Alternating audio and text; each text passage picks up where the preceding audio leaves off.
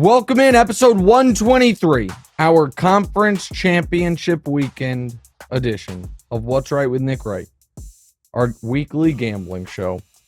Last week we went 2-2. We should have gone 3-1.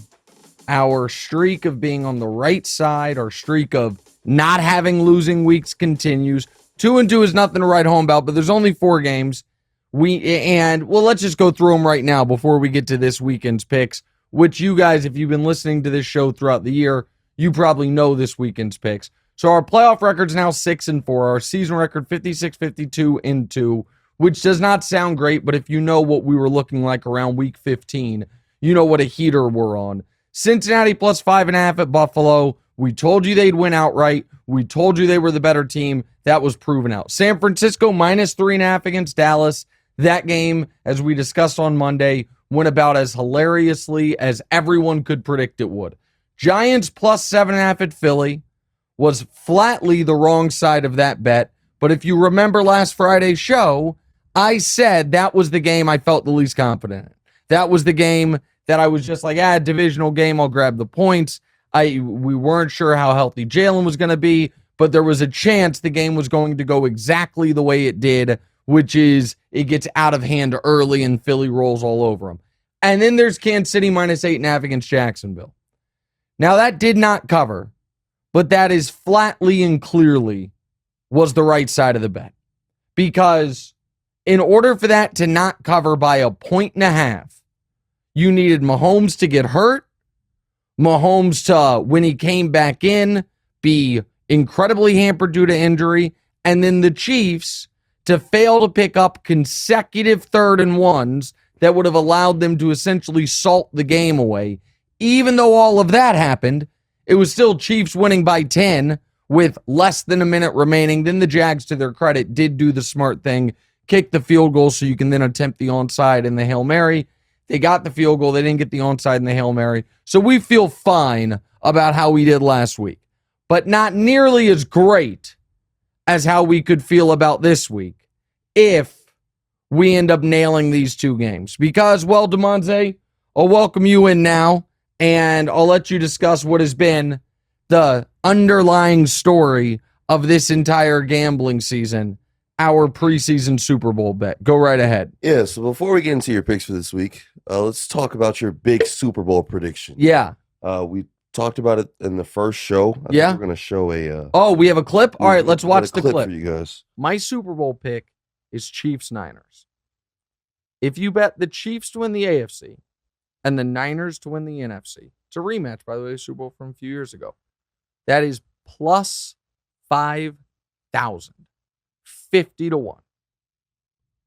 Damonza, there's 4 teams left. The Eagles are left. The Bengals are left. And who are the other 2 teams remaining? The 49ers and the Chiefs. So we are as close as we can get to hitting that 50-1. Now you go right ahead. Yeah, so you obviously called that back when the first episode of this particular show aired. Yeah. Can you walk September us? 2nd. Yep. Can you walk us through your thought process and what made you choose this particular bet? Okay, so why did I like the Chiefs and the Niners before the year? So we'll start with the Chiefs. I thought a number of things were happening. One is I thought people were way overvaluing the AFC West. Now, listen, I thought the Chargers were good enough to make the conference championship game, and maybe they would have been. They obviously got absolutely annihilated by injuries, and they still found a way into the playoffs. We're up 27-0 in their playoff game. But I thought the Raiders were not going to be very good, and I thought the Broncos were hilariously overvalued. Additionally, what I did get wrong was I thought the Bengals were going to take a bit of a step back. Now, it looked like that was correct at the beginning of the season. I had the Bengals making the playoffs, making it as a wild card team. The Bengals have been, obviously one of the hottest teams in the league ever since the opening month of the season. But the other part of it was there was real value on the Chiefs because everyone was anointing the Buffalo Bills. And so the Chiefs were not the overwhelming favorites within their division. They weren't the favorites at all.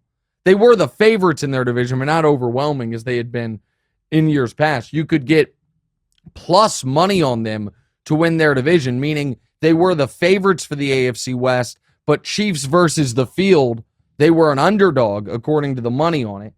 And then there was the Bills that were treated like this unstoppable juggernaut that I just simply did not buy into. So for all of those reasons, plus the fact I thought the market was slightly overstating the impact of Tyreek Hill being gone, and I knew, now, to be fair, I didn't pick the Chiefs to be the 1 seed. I thought they were going to have to play a road playoff game or two for the first time in the Mahomes era, but I knew what their plan was on defense in playing all these young players, half dozen rookies getting significant snaps, and the idea then would be by the end of the year, by games 15, 16, 17, 18, those rookies are no longer really rookies, and the defense could be peaking at just the right time, and I knew Mahomes would be fine. And to be honest, that is exactly what happened. The Bills were frauds, the AFC West was not the greatest division ever, and the Chiefs defense now sits here today, second in the NFL in sacks, the most pressures of any team in the league outside of Dallas, and the most quarterback hits of any team in the league outside of Dallas, with these young players coming into their own, and the Chiefs offense led the league in points and led the league in yards. So that was the Chiefs side of the bet. Then there's the Niners side of the bet. The Niners bet was essentially a twofold bet. The first one was, I looked around the NFC, and I did not believe in the Eagles the way everyone else seemed. They were the trendy team. We talked about it. People are talking about they could be the 1 seed. And I said, listen, I reluctantly picked them to win their division, but I did not think they would be a 14-3 team. Well, they were a 14-3 team and could have been better than that if we're being totally honest. They were, 13-1, and then Jalen got hurt. So I missed on the Eagles. But the rest of it, what was our favorite preseason win total? Bucks under 11.5. I didn't look at the Bucks as a real contender. The Packers, to me, missed their window. I didn't look at the Packers as a real contender. The Rams, we knew that we didn't know Stafford was going to get hurt, but he did go into the year with an elbow injury. We knew they'd miss Von Miller. We knew they'd miss Odell. So the Rams, to me, were not a dynamite contender. So now we're really only down to a handful of teams as far as who could win the NFC. And the Niners, it wasn't that I thought Trey Lance was going to instantly come in and be better than Jimmy Garoppolo. But Jimmy Garoppolo, statistically, is one of the worst playoff quarterbacks ever. He has played 6 career playoff games. He has 4 touchdowns. He has 6 interceptions. He has a passer rating of 74. He is the worst postseason fourth quarter quarterback ever, a passer rating of less than 20 in his career in the postseason in the fourth quarter. And so my logic there was the Niners, by the end of the season, are going to have better quarterback play than they'd had at any point during the Jimmy Garoppolo era. Now, that ended up being true, but it wasn't because of Trey Lance. It was because of Brock Purdy. But Kyle Shanahan has coached 8 playoff games with the Niners. The 2 best quarterbacking performances that he's gotten have been the 2 Brock Purdy games. So I loved the Niners defense, loved DeMeco Ryans. We said it on the show before the year. Now he's the new head coaching candidate. Loved their skill position guys. And I thought Trey Lance was going to add a dynamic to the offense as far as quarterback run game that Shanahan's offense would be just utterly devastating with. Now, that never came to fruition. The guy played 5 quarters and broke his leg, and then Jimmy G came in, and once they traded for McCaffrey after the Chiefs game, they were rolling. And then I think the best thing that could have happened to him was Jimmy G goes out, and I don't think Purdy's great. I don't even know if Purdy's good, but Purdy is not a terrible playoff quarterback the way Jimmy G has been. The NFC's wide open. Now, what did I say when I was explaining this whole thing? My 2 big misses were underrating the Eagles and underrating the Bengals. I had them both making the playoffs. I had neither of them as actual Super Bowl contenders. Either one of those teams could, of course, ruin my 50-1 bet, So you've got a chance to be responsible and hedge it. I don't hedge bets. I'm not hedging. I would be, this is a do as I say, not as I do type of thing. If you had this future writing, I would be hassling you on a daily basis, trying to convince you to hedge it. But yeah, I was about to say, I can't afford to not have $16,000 in my bank account. Well, even if it were, let's say you made a $100 bet and it was to win $5,000. You know what I mean? Instead of a $1,000 bet to win $50,000. Yeah. If it was a $100 bet to win $5,000 and you right now could get $1,500 out of it, I would be strongly encouraging you to take it. I don't know if you would bring it back down to my scale. Well, what do you think you would do? Because you made a $100 bet before. So let's say you made a $100 future and it was 50-1, and you now the little cash out option says $1,500. What are you doing? I think I'm sticking with it. Okay, let me ask this. We're watching the game Sunday. The Niners win the early game.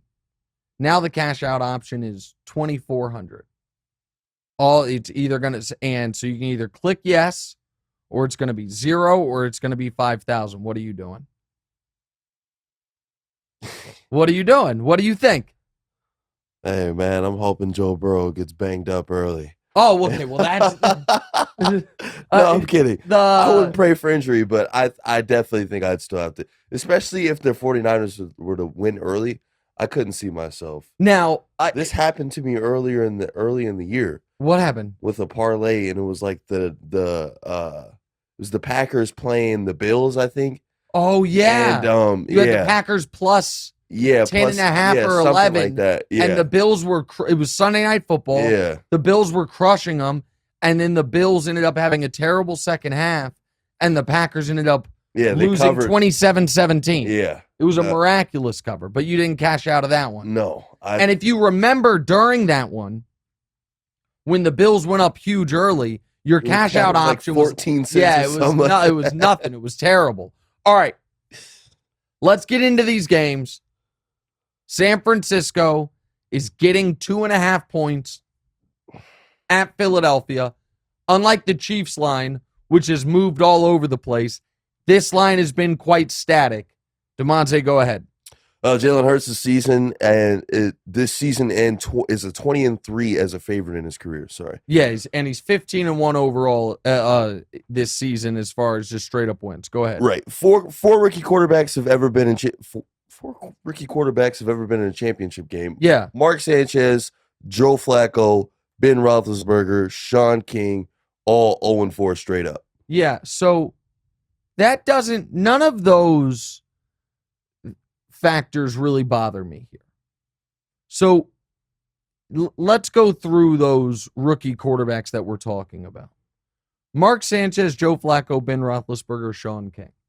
So we're talking about the Jets of the late 2000 aughts, the Ravens of the mid 2000s, the Steelers of the same era, and then the Bucks of late 90s. Yeah, okay? I don't even know. Yeah, Sean King 20-some years ago.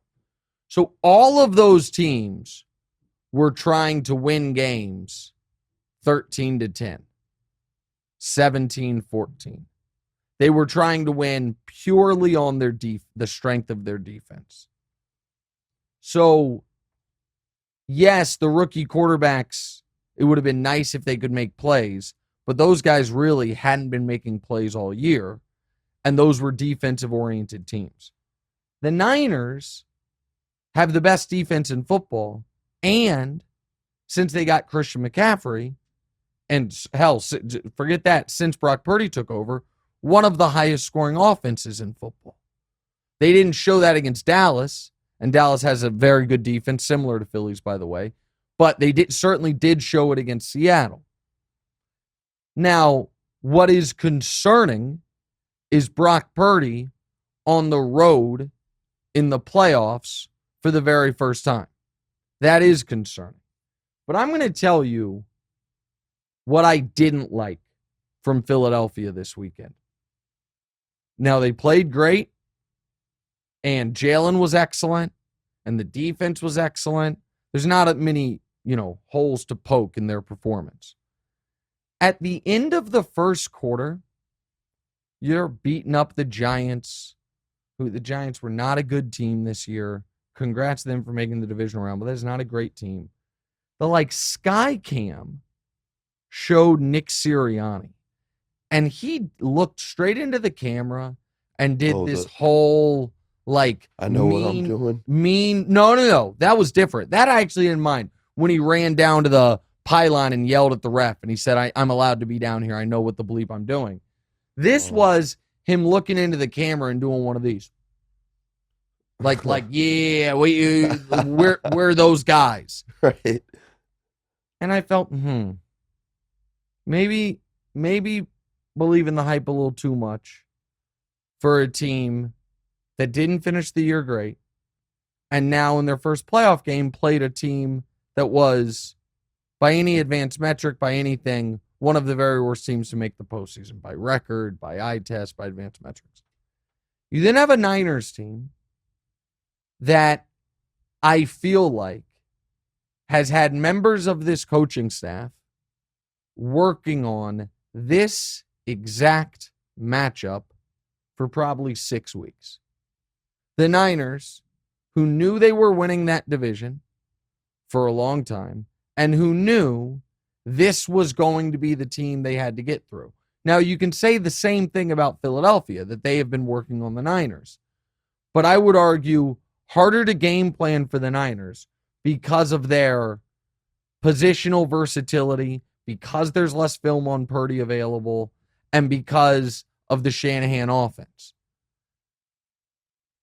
I think the Niners can win, I know the Niners can win a low-scoring game or a high-scoring game. I don't know that I believe that Philadelphia can shut down the Niners offense. The Niners can shut down the Eagles. Correct. And now the road part of it is concerning. And listen, Brock Purdy is likely turning into a pumpkin at some point in the next few weeks. Is he going to be on the road in Philadelphia, one of the most hostile environments in the league? Maybe. But I also think Shanahan's going to try to coach around having to put Brock Purdy in those spots. Also, let me be honest here, not just because of the bet on the San Francisco side, but I am pretty pot committed to not fully believing in Philadelphia, so I might as well keep that going. I'd love getting 3 here. Getting 2.5 is something. I'm going to be betting I'm going to be essentially betting the Niners on the money line just to begin with. I'll take the Niners plus 2.5. So those 4 teams that we talked about earlier with the 4 rookie quarterbacks. Yeah. They all had top 3 defenses. Yeah. Tampa had the number 3 defense in 1999. Pittsburgh had the number 1 defense in 2004. Yep. The Ravens had the number 3 defense in 2008. And the Jets had the number 1 defense in 2009. Yeah, so that and the Niners have a top 3 defense this year. The point that I'm making is what those teams have in common with this Niners team is a great defense. What those teams don't have in common with this Niners team is an explosive offense. And the Niners, because of McCaffrey, because of Debo, because of Ayuk, because of Kittle, they have a very explosive offense. And we talked last week about how they can put McCaffrey, Juszczyk, Kittle, Ayuk, and Debo on the field, and you don't know what formation they're going to be in. They can be in 5 wide, they can be in 2 tight end, they can be in 2 running back, and it is very, very difficult to match up with them. Also, I know Lane Johnson's back, and he came back from that injury, and he looked good against the Giants. I wonder how that groin injury is going to play with Nicky Bosa screaming around the edge on him. So for all those reasons, I like San Francisco. Next game. Pray for Brock. Next game, Damonza. All right, so we got Kansas City +1 versus Cincinnati. Yeah, and so let me talk about this line for a minute, because by the time people hear this, my guess is it'll actually be a pick'em. So it opened Chiefs -2.5. It instantly, within minutes, went to Chiefs minus 1.5. By the next morning, by Monday morning, it was Chiefs plus 1.5. By Tuesday afternoon, it was Chiefs plus 2.5. So it went from Kansas City minus 2.5 at the instant open to Kansas City minus 1.5 very quickly thereafter, then through the 0 all the way to Cincinnati minus 2.5. It has now, since Mahomes practiced, it has now moved to Kansas City plus 1.5 to plus 1, and it looks like it's going to end up being a pick'em, if not Chiefs favored by a point by kickoff, but we'll see. But go ahead. All right, the Bengals are getting 70% of the bets as road favorites. Yeah. You got to love that. Yep. Mahomes will be a home dog for only the second time ever. Yep. Lost to Buffalo as a home dog this year. Mm-hmm. At what number would you take the Bengals? Plus 20, plus 25? Okay, well, listen, I wouldn't be taking the Bengals just out of principle. I don't think this is a great game. I don't think this is a game that comes down to the final possession. You think it's one of these teams just going to blow the other team out? Or well, I think bad game. I think the Chiefs are going to be in firm control of this game. That's interesting. I think that there's a lot going into the smoke on the Bengals right now. One is people were legitimately concerned about Mahomes' health. I understand that.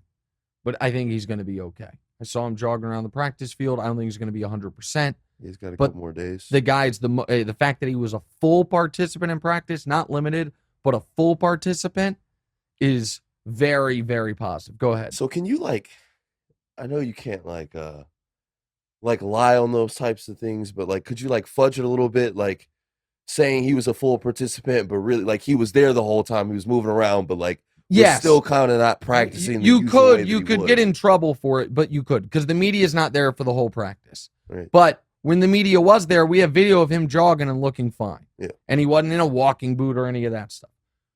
So there's that. Here's another stat that I think will blow people's minds. And we talked about it a lot on the Thursday pod. Joe Burrow is 5-1 in the postseason. The Bengals have been this dominant postseason team. Clutch, Joe Cool, all of it. In their 6 postseason games, do you know how many offensive touchdowns they have? I'm sorry. I left out a very important part of that. Back to the turnover look. No, well, hold on. In the Bengals' 6 postseason games, how many fourth quarter because Joe Burrow is the Mr. Clutch, all of it. How many fourth quarter playoff touchdowns do you think they have? Fourth quarter offensive playoff touchdowns, because we all saw Sam Hubbard go with 2. The fumble 6. In the 6 games, you think they have 2? The answer is 0. 0. Okay. So the Bengals, who again, I give massive credit to, and I give massive credit to Burrow. I think people are slightly misremembering how they've won their games. So let's go through all of them before we talk about them coming to Arrowhead, which the players on the Bengals, not Joe, but the other ones, are calling Burrowhead because he won there one time. Okay? Their first playoff game ever against the Las Vegas Raiders, they had a 10-point lead going into the fourth quarter. They added a field goal, and they escaped with a 7-point win after Derek Carr refused to throw the ball into the end zone. They scored 3 fourth-quarter points in that game. Against the Tennessee Titans, it was tied going into the fourth quarter. They scored 0 points that entire fourth quarter until, with 20 seconds left, Ryan Tannehill threw one of the worst picks you've ever seen right around midfield, and they ended up kicking a field goal at the gun. So that is now 6 fourth-quarter points. Against the Chiefs, it was tied going into the fourth quarter. They kicked 1 field goal in the fourth quarter, and then, of course, obviously, kicked a field goal in overtime. But that is now 9 fourth-quarter points. Against the Rams, they had a 20-16 lead going into the fourth quarter in the Super Bowl and scored 0 points. Against the Ravens, that game going into the fourth quarter was tied 17-17. Tyler Huntley fumbled. Sam Hubbard returned it. And that was their only points of the fourth quarter. And against the Buffalo Bills, they were up 24-10 going into the fourth quarter, added a field goal, and that was it. So, they have been excellent defensively during this playoff run. The turnover stuff is historic. I think it's now 13-3. The turnovers it's 13-3 or 14-3 or 12-3, something like that. Forced turnovers to turnovers given up. And the defense has been unbelievable. And Burrow has been clutch on third and longs, particularly early in the games. However, with all that said, they have never scored 28 points in a playoff game. They have never scored a fourth quarter offensive touchdown. They are averaging, as a team, 2 points, or aside from the Hubbard play, as an offense, I should say, 2 points per fourth quarter. So the Bengals' unstoppable offense, not exactly true. Now we talk about this. The story going into the Bills game was, down 3 offensive linemen. Bills couldn't take advantage of it. What did I tell you earlier about the Chiefs? Second league in sacks and pressures and quarterback hits. The single best interior defensive lineman in football since Aaron Donald had a down year plays for the Chiefs in Chris Jones. Now, it's weird. Chris Jones has 0 playoff sacks in his career. Why is that? Well, because he's always getting double-teamed, which is why Frank Clark has the 4th most playoff sacks in NFL history coming around the edge. I think the Chiefs are going to be able to take advantage of that offensive line. I think the Chiefs, we forget, the Bengals did not look like they were in the Chiefs' class in the AFC Championship game last year before Mahomes made that mistake at halftime and then kind of short-circuited the rest of the way the only truly bad playoff performance of his career. The first time these two teams met, the Chiefs had a fourth quarter lead and were driving to essentially, I think, salt the game away. And of all people, Travis Kelce fumbles the football, and the Bengals end up winning the game, holding on. Then after they score their touchdown, Andy Reid makes a bad decision, I feel like, taking the ball out of Mahomes' hands, kicking a field goal. They miss the field goal. Bengals salt the game away. The Chiefs are better than them. Mahomes, as great as Burrow is, Mahomes is better than Burrow. It is at Arrowhead. And if you believe, as I think most people do at this point, that Mahomes has a real chance to be not one of the greatest players ever, but has a real chance to be the greatest player ever, this is the type of game and the type of moment that the greatest players ever add to their legend. Not at 100%, a chance for redemption against the team that knocked you out last year and prevented you from going to 3 straight Super Bowls. On an injured ankle, goes out there and deals. So listen, we're going to do exotics later. The Chiefs minus 6.5 might be on a card I have. The Chiefs minus 9.5 might be on a card I have. I think the Chiefs look great. I think Pacheco has a big game. And I think Kadarius Toney has a big game. And I think the Kansas City Chiefs go back to the Super Bowl. So there it is. Kansas City +1, San Francisco +2.5. Take a quick break. Play a quick game with you guys. That's next. What's right?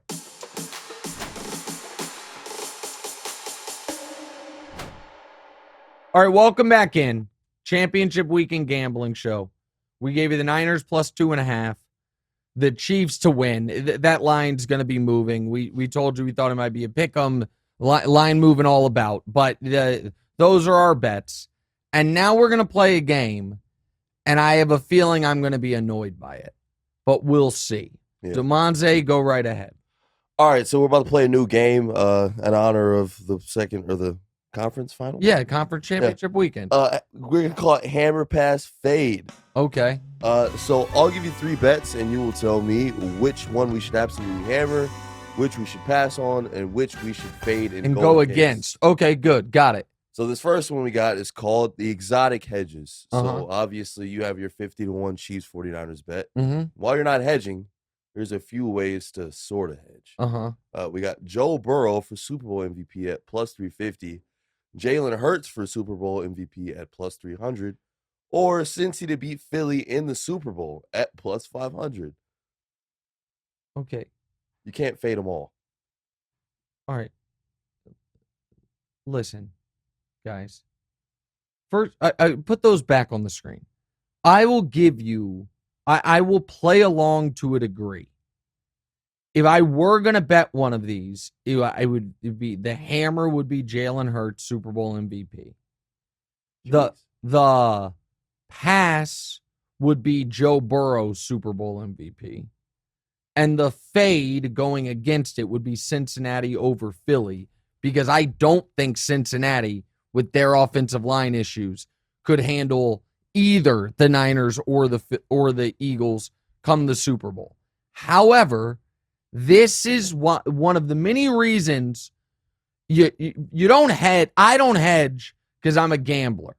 But one of the many things people do wrong is think they're hedging and they're not. None of those are effective hedges, guys. So let's just paint this scenario. Okay. What if the Eagles win and the Chiefs win and Mahomes wins the Super Bowl? Now I've lost my 50-1 bet and I've lost this dumb bet you guys made me do. Those are not effective hedges. Public defend it. I'm not public defending your guys' lunacy on not understanding. The way, if I wanted to hedge out of my bet, it's very, very simple. I put a few $1,000s on the Philadelphia Eagles money line, and then if they win, my bet is dead, and I win that few $1,000s. If they lose, I then put $10,000 on the Bengals money line. If they win, my bet is dead, and I've now won, $7-8 grand. And if they lose, now instead of winning 50, I've won like 38 because I lost a couple thousand on the first hedge and the 10,000 on the second hedge. That's the way you would hedge if you wanted to, not by placing exotics where you might lose both. Next. All right, so this one's called 2 touchdown scores. Mm-hmm. So Christian McCaffrey for 2 touchdowns is at plus 500. Travis Kelce for 2 touchdowns is at plus 600. Jamar Chase for 2 touchdowns is at plus 650. All right. I don't love any of these, actually. They're not good enough odds for my purposes. But if I were going to bet one, it'd be Christian McCaffrey. I would pass on Kelce, and I would fade Chase. That one went exactly how I thought it'd go. Yeah, if I were going to do it. Now, there is someone I do like as a prop bet to score a couple touchdowns. McKinnon. Yeah. But he wasn't listed there, but go right ahead. All right, so we call this one all goes right. If you have a huge day Sunday, it's because at least one of these things happened. Pick one to hammer. Mahomes over 350 passing yards at plus 500. McKinnon for 2+ touchdowns at plus 1,300. Eagles team total under 23.5 at plus 100. Okay, so the McKinnon 13-1 for 2 touchdowns. It would be the one that I would be hammering. Not because it's the most likely, it's 13-1, but I think there's the most value there. I don't mind the Mahomes over 350 passing yards, but the thing is this. Mahomes throwing for 350 says it's a back and forth, highly, tightly contested game. Mahomes got to throw a lot, or the Chiefs are losing by a lot. Right. I don't think either one of those things is going to happen. So I would pass on that. And I would fade, if I had to, the Eagles team total under, because I think that Eagles-Niners game might be high scoring. I don't love that one, but that's where I would be on it. Yeah, the way you're talking about this Chiefs-Cincinnati game is crazy. Like how you don't think it's going to be a back and forth game. Do you not know the history between these two teams? I know the Chiefs were up by 14 points at the end of the season last year, and Cincinnati came back and won. I know the Chiefs were up by 18 points in the AFC Championship game. Mahomes short-circuited, and the Bengals came back and won. Did I say the Chiefs came back and won the first time? The Bengals won all of them, obviously. And I know the Chiefs were up by 7 in the game in Cincinnati, and the Bengals came back and won. I also know the Bengals are calling Arrowhead, Burrowhead. Joe Mixon's talking all that trash. Eli Apple's talking all that trash. And the Chiefs have the greatest player in the history of the sport at home, and he's never lost. He has lost 3 playoff games ever. 1 with 5 backup offensive linemen to the Bucs in the Super Bowl, and 2 AFC Championship games in overtime. I think you're just riding on the fact that they got that offensive line all banged up. I think that's what you're. Well, the reason Mahomes doesn't have 2 rings is because of offensive line injuries. That stuff matters. Next. All right, this was the highest scoring team on Sunday. We'll leave out Cincinnati because we know you're not taking that one. Eagles plus 230, Chiefs plus 310, the Niners at plus 400. I would hammer the Chiefs. I would consider betting the Niners, but I'll pass on it, and I'll fade the Eagles. Okay. The Eagles can't be the highest scoring team if I think they're losing. That would be a hard one. All right, next. All right, crazy odds. Non-quarterback to throw a pass in either game, plus 1,500. McCaffrey first touchdown and 49ers to win, plus 900. Hold on. That non-quarterback to throw, that's not to throw a passing touchdown. That's just to throw a pass. I was thinking that. Okay, all right, go ahead. And then Damonza to hit any parlay, plus 150,000. All right. I like the McCaffrey bet. Whether to hammer on. I like the McCaffrey bet. McCaffrey first touchdown, Niners to win. Yep. So there is a great Super Bowl bet that you'll enjoy, Damonza, which is over under 2.5 people to throw a pass. So that means non-quarterback or backup one other person to throw the right, but so that can be because of a trick play or there's a quarterback injury and a guy comes in. But I would hammer McCaffrey. I would pass on Damonza hitting the parlay. Thanks. I'm not fading it. I'm just passing on it. And I am going to fade the non-quarterback throw a pass because the Chiefs never have non-quarterbacks throw passes. Never. And the other teams are going to ride with their quarterbacks. And the Niners, Debo and Ayuk would be the guys, and they don't throw passes. These aren't the teams to do it. In the Super Bowl, that's a fun bet to make. All right. I've got a single game parlay for you. We'll do that as we wrap up the gambling show next. What's right? Welcome back in. Episode 123, Conference Championship Weekend Gambling Show. All right. Here's the deal.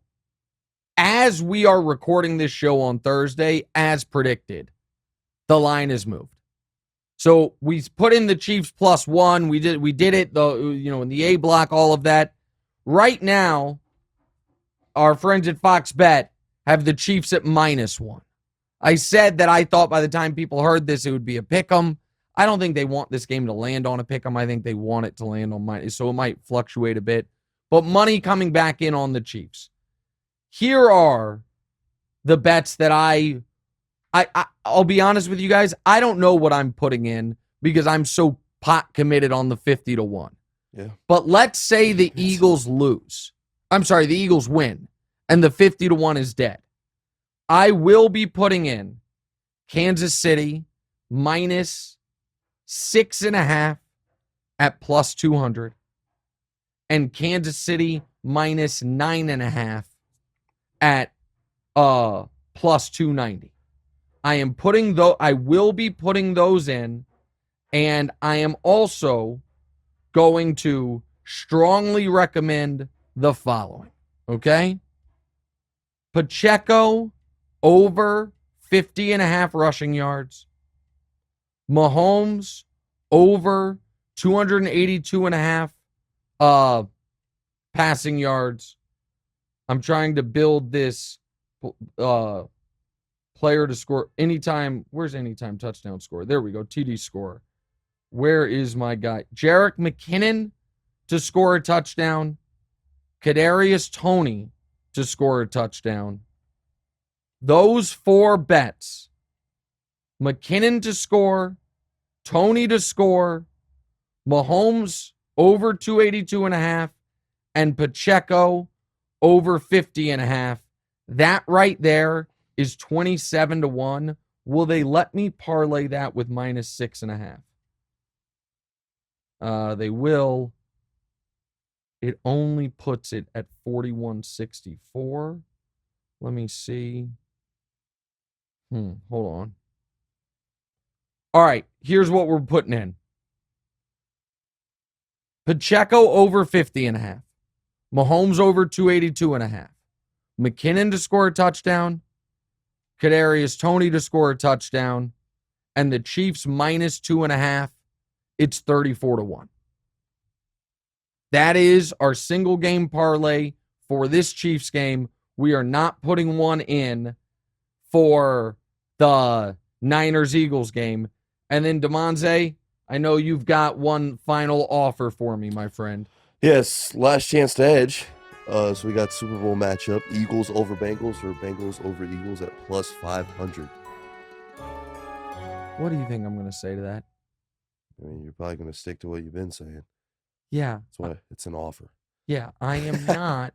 And by I am not hedging this bet. We've spent an hour today explaining why I'm not hedging this bet. Now, what I will tell you is this. From an emotional just wreck standpoint, it is not great for me that the Chiefs game is the second game. I would prefer the Chiefs game be the first game. But the fact that the Niners could come in and then if the Chiefs lose, I lose out on the 50,000. I have to deal with so much trash talking for the next year. There's nothing I could do about it until the Chiefs play the Bengals again in the playoffs. Who knows when that would happen? All the I'll take from people with the TV show, all of it. I'm going to be a mess Sunday. Luckily, I think the Chiefs are going to handle their business quite well. Okay. Kansas City is going to win. The Niners are going to win. And that Niners-Chiefs Super Bowl exacta is going to be an all-time wager. That we're speaking into existence. That's what's going to happen. So we got another offer. Yeah. Black and Milds consumed on Sunday, over under 1.5. Oh, it'll be under, but it'll be exactly 1. And it will either be stressed out and upset or celebratory on IG Live. Should be fun. Talk to you guys on Monday. Enjoy championship weekend. Hey, it's Nick Wright. Thank you so much for watching. Please do us a favor. Click subscribe. It helps my ego. And Damonza's got a financial bonus writing on a number of YouTube subscribers, so help him out. And also, click the bell. I don't know what the bell does, but they tell me to tell you to click the bell. And your audio listeners, people that have commutes, drives, whatever it is, subscribe to the podcast as well, wherever you get the podcast. Same show, just in your ears instead of through your eyes. All that. Check it out. Appreciate y'all.